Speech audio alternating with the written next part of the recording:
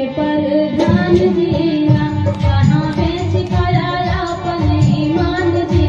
गाँव के प्रधान जी ना, गाँव के प्रधान जी, घटिया प्रधान जी।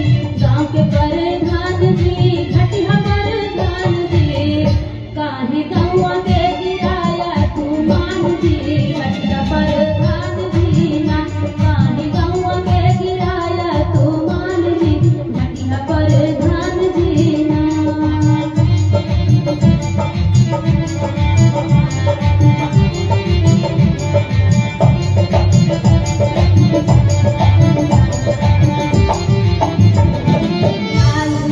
नाली में खाया खड़ंजा में खाया, नाली में खाया खड़ंजा में खाया।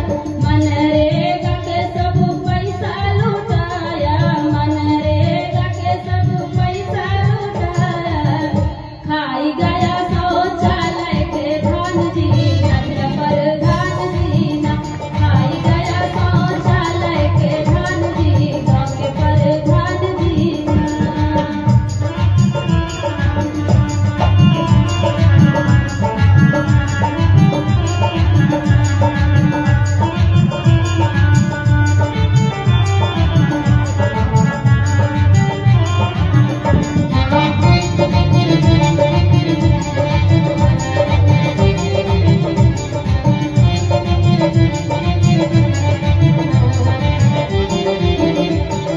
पहिले तो कहत रहा हई मनकार हो, पहिले तो कहत रहा हई मनकार हो।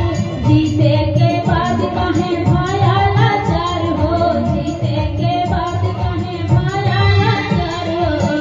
कहे भया सबसे बड़ा बेईमान जी। घटिया प्रधान जी ना, कहे भया सबसे बड़ा बेईमान जी। गाँव के प्रधान जी ना।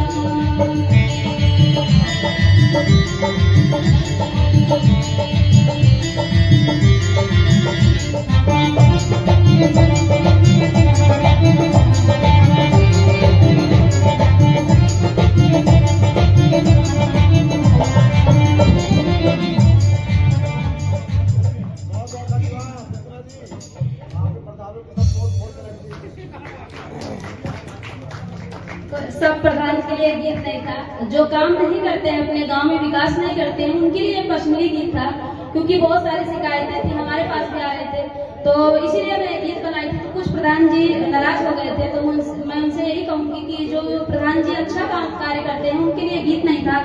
जो अच्छा कार्य करते हैं उनको तो ठेस भी नहीं पहुंचना चाहिए, हमारे गीत से दुख भी नहीं होना चाहिए, क्योंकि उनके गर्व होना चाहिए उन्हें कि हम तो अच्छा कार्य करते हैं।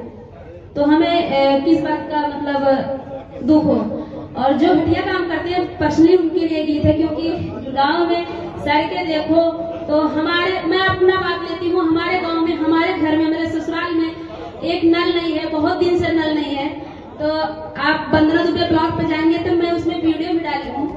उसमें जो है हमारे घर खुद नल नहीं है, हमारा घर जो है पहले का है, गिरा हुआ है। तो हमें कुछ नहीं मिला है। मैं अपना ही और अपने जो है गाँव को देख के मैं वे गीत गाई थी। दिल से सॉरी कि अगर किसी को दिल को ठेस पहुंचा हो, क्योंकि जो हमें समझ में आया अच्छा वही मैं गीत गाई हूँ। बहुत बहुत धन्यवाद आप सबका। प्रबंधक हैं और पूर्व प्रधान भी हैं आप, मैं आपका स्वागत करता हूँ। आज श्रीमती माला शुक्ला जी साईनाथ मंदिर की अध्यक्ष हैं, श्री गीता सिंह जी आप भी साईनाथ मंदिर के मेंबर हैं, मैं आपका स्वागत करता हूँ। और मैं धृष्टता के लिए मैं क्षमा चाहूंगा, हमारे बीच में हम सभी के गुरुदेव आदरणीय फूल लगने के लिए तो आजाद सनातन सेना ने जो आपको रामचरितमानस का पुस्तक प्रदान किया, देने से कोई मतलब नहीं निकल आएगा। उसके लिए आपको उसको अध्ययन करना पड़ेगा, पढ़ना पड़ेगा, ताकि जब कोई धर्म विरोधी आपके सामने आए और ऐसी वैसी कोई बात करे तो फिर आप मुंह तोड़ जवाब देने के लिए एकदम तत्पर रहें, तैयार रहें कि नहीं ये आप गलत बोल रहे हो। हमारे सनातन की खूबसूरती है, ये हमारे सनातन की पवित्रता है, हमारे सनातन की ये स्वच्छता है। तो आज रामचरितमानस का सुंदर पावन वितरण हो रहा है। इसका एक यही ध्येय है कि हमारा सनातन क्या है, हमारे पुराणों ने क्या कहा है, वेदों ने क्या कहा है। वेदों के पढ़ने का समय तो है नहीं, सब नहीं पढ़ सकते हैं, पुराणों को भी पढ़ने का समय नहीं है।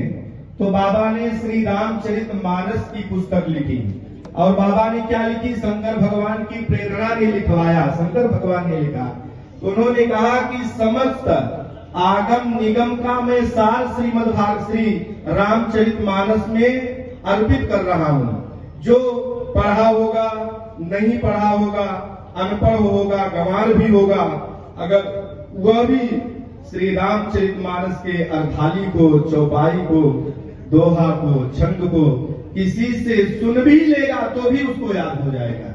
आज इस संसार में, इस भारत देश में ऐसा कोई नहीं है जिसको रामचरितमानस की एक चौपाई न याद हो।